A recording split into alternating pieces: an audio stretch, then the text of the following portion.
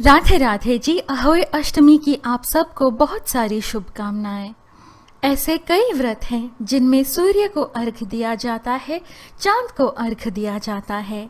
अहोई अष्टमी का व्रत इकलौता ऐसा व्रत है जिसमें तारों को अर्घ दिया जाता है। अहोई अष्टमी का व्रत संतान प्राप्ति व संतान की लंबी आयु के लिए माताएं रखती हैं। इस व्रत में मुख्य रूप से अहोई माता के रूप में माँ पार्वती जी और भगवान श्री गणेश जी की पूजा की जाती है। अहोई अष्टमी क्या है, क्यों मनाई जाती है, कैसे मनाई जाती है, आइए जानें। दोस्तों, कार्तिक का महीना है और कृष्ण पक्ष है, यानी कि आसमान में चांद घटता हुआ प्रतीत होता है। कार्तिक कृष्ण पक्ष की अष्टमी को अहोई अष्टमी के रूप में मनाया जाता है। अहोई अष्टमी का व्रत बहुत ही प्यारा है क्योंकि यह व्रत छोटे बच्चों के कल्याण के लिए किया जाता है। आज माताएं बहनें पूरा दिन निर्जला व्रत रखती हैं। संध्या के समय सूर्यास्त होने के बाद जब तारे निकलने लगते हैं तब अहोई माता की पूजा प्रारंभ होती है। इसमें एक खास बात है, यह कि पूजा के लिए माताएं चांदी की एक अहोई भी बनाती हैं और उसमें चांदी के 2 मोती डालकर विशेष पूजन किया जाता है। जिस प्रकार गले में पहनने के हार में पेंडेंट लगा होता है, उसी प्रकार चांदी की अहोई डलवानी चाहिए और डोरे में चांदी के दाने पिरोने चाहिए। फिर अहोई की रोली, चावल, दूध व भात से पूजा करें। पूजा की चौकी स्थापित करें। फिर एक लोटे में जल भरकर उस लोटे पर स्वस्तिक का चिन्ह बना लें। एक कटोरी में हलवा तथा रुपए का बायना निकाल कर रख दें और 7 दाने गेहूं के लेकर अहोई माता की कथा सुने। कथा सुनने के बाद अहोई की माला गले में पहन ले। जो बायना निकाल कर रखा था उसे सास के चरण छूकर उन्हें दे दें। इसके बाद तारों को जल चढ़ाकर भोजन कर व्रत खोलें। इस व्रत पर धारण की गई अहोई माता की माला को दीपावली के बाद किसी शुभ अहोई को गले से उतारकर उसका गुड़ से भोग लगाकर जल से छींटे देकर मस्तक झुकाकर रख दें। सास को रोली तिलक लगाकर चरण स्पर्श करते हुए व्रत का उद्यापन करें। दोस्तों, ये थी अहोई अष्टमी व्रत की पूजा विधि। अब चलिए सुने अहोई अष्टमी की व्रत कथा। कहिए जय अहोई माता दी। भक्तों, जय अहोई माता दी लिखकर अवश्य कमेंट करें और वीडियो अच्छी लगने पर लाइक करना ना भूलें। साथ ही यदि आपने अभी तक हमारे चैनल को सब्सक्राइब नहीं किया है तो अभी सब्सक्राइब भी कर दें। एक साहूकार था जिसके 7 बेटे थे और 1 बेटी थी।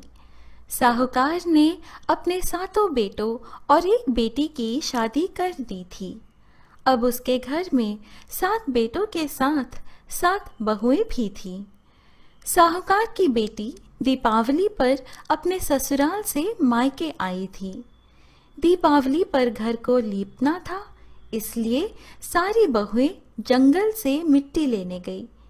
ये देखकर ससुराल से मायके आई साहूकार की बेटी भी उनके साथ चल पड़ी। साहूकार की बेटी जहाँ मिट्टी काट रही थी उस स्थान पर एक स्याहू यानी कि एक साही अपने 7 बेटों के साथ रहती थी। मिट्टी काटते हुए गलती से साहूकार की बेटी की खुरपी के चोट से स्याहू का एक बच्चा मर गया। इस पर क्रोधित होकर स्याहू ने कहा कि मैं तुम्हारी कोख बांधूंगी। स्याहू के वचन सुनकर साहूकार की बेटी अपनी 7 भाभियों से एक-एक कर विनती करती है कि वह उसके बदले अपनी कोख बंधवा ले। सबसे छोटी भाभी ननद के बदले अपनी कोख बंधवाने के लिए तैयार हो जाती है। इसके बाद छोटी भाभी के जो भी बच्चे होते हैं वे 7 दिन बाद मर जाते हैं। 7 पुत्रों की इस प्रकार मृत्यु होने के बाद उसने पंडित को बुलवाकर इसका कारण पूछा। पंडित ने सुरही गाय की सेवा करने की सलाह दी। सुरही सेवा से प्रसन्न होती है और छोटी बहू से पूछती है कि तू किस लिए मेरी इतनी सेवा कर रही है और वह उससे क्या चाहती है। जो कुछ तेरी इच्छा हो वह मुझसे मांग लो। साहूकार की बहू ने कहा कि स्याहू माता ने मेरी कोख बांध दी है, जिससे मेरे बच्चे नहीं बचते हैं। यदि आप मेरी कोख खुलवा दे तो मैं आपका उपकार मानूंगी। गाय माता ने उसकी बात मान ली और उसे साथ लेकर 7 समुद्र पार स्याहू माता के पास ले चली। रास्ते में थक जाने पर दोनों आराम करने लगते हैं। अचानक साहूकार की छोटी बहू की नजर एक और जाती है। वह देखती है कि एक सांप गरुड़ पंखनी के बच्चों को डसने जा रहा है और वह सांप को मार देती है। इतने में गरुड़ पंखनी वहां आ जाती है और खून बिखरा हुआ देखकर उसे लगता है कि छोटी बहू ने उसके बच्चों को मार दिया है। इस पर वह छोटी बहू को चोंच मारना शुरू कर देती है। छोटी बहू इस पर कहती है कि उसने तो उसके बच्चों की जान बचाई है। यह बात सुनकर गरुड़ पंखनी खुश हो जाती है और सुरही सहित उन्हें स्याहू के पास पहुंचा देती है। वहां छोटी बहू स्याहू की भी सेवा करती है। स्याहू छोटी बहू की सेवा से प्रसन्न होकर उसे 7 पुत्र और 7 बहू होने का आशीर्वाद देती है। स्याहू छोटी बहू को 7 पुत्र और 7 पुत्र वधुओं का आशीर्वाद देती है और कहती है कि घर जाने पर तू अहोई माता का उद्यापन करना। 7 अहोई बनाकर 7 कड़ाही देना। उसने घर लौटकर देखा तो उसके 7 बेटे और 7 बहुएं बेटी हुई मिली। वह खुशी के मारे भाव विभोर हो गई। उसने 7 अहोई बनाकर 7 कड़ाही देकर उद्यापन किया। अहोई का एक अर्थ यह भी होता है कि अनहोनी को होनी बनाना, जैसे साहूकार की छोटी बहू ने कर दिखाया था। जिस तरह अहोई माता ने उस साहूकार की बहू की कोख को खोल दिया, उसी प्रकार इस व्रत को करने वाली सभी नारियों की भी अभिलाषा पूर्ण करें। भक्तों, यह है अहोई अष्टमी की व्रत कथा। अहोई अष्टमी की व्रत कथा सुनने के पश्चात श्री गणेश जी की भी कथा सुनने की प्रथा है।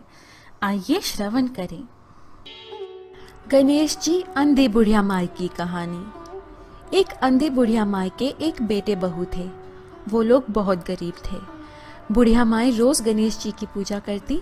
गणेश जी रोज उसे कहते कि बुढ़िया माई कुछ मांग। बुढ़िया माई कहती कि मुझे तो कुछ मांगना नहीं आता। गणेश जी बोले, अपने बेटे बहू से पूछ ले। उसने अपने बेटे बहू से पूछा। बेटा बोला, माँ धन मांग ली। बहू बोली, माँ जी पोता मांग लो।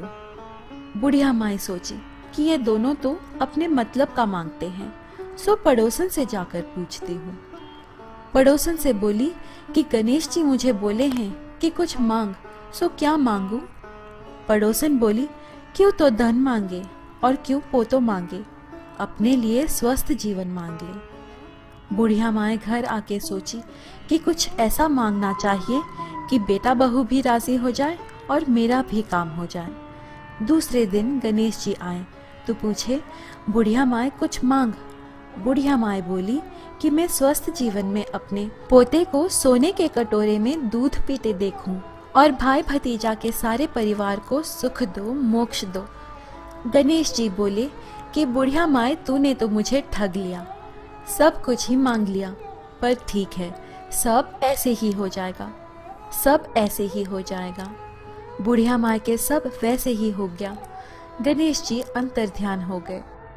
हे गणेश जी महाराज, जैसा उस बुढ़िया को दिया वैसा सभी को देना। भक्तों, यह है आज की प्रस्तुति। आशा है आपको हमारी यह वीडियो अच्छी लगी। इस प्रकार के और कथाएं, आध्यात्मिक वीडियोस पाने के लिए कृपया हमारे YouTube चैनल पवित्र वचन को सब्सक्राइब कर हमसे बने रहिएगा।